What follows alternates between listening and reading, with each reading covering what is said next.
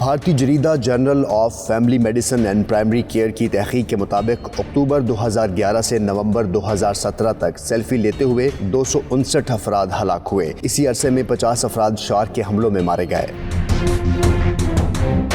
Research के मुताबिक selfie लेते हुए हलाक होने वालों की औसत उम्र 23 साल है। इनमें 72.5% लड़के और 27.5% लड़कियां शामिल हैं। सिर्फ भारत में 2011 से 2017 तक 159 अफराद हलाक हुए। कई वाकयात में कभी कोई नौजवान किसी ट्रेन के सामने सेल्फी लेते हुए हादसे का शिकार हो गया,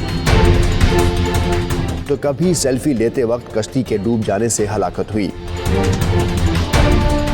इतनी बड़ी तादाद में अमवात के बाद हुकूमत को कुछ ऐसे जगह मुख्तस करना पड़ी जहां सेल्फी लेने की इजाजत नहीं है। रिपोर्ट के मुताबिक भारत के बाद सबसे ज्यादा रूस में 16 नौजवान सेल्फी लेते हुए हलाक हुए। तीसरे नंबर पर अमेरिका और पाकिस्तान हैं, जहां सेल्फी लेने के जुनून में 14 अफराद मौत के मुंह में चले गए।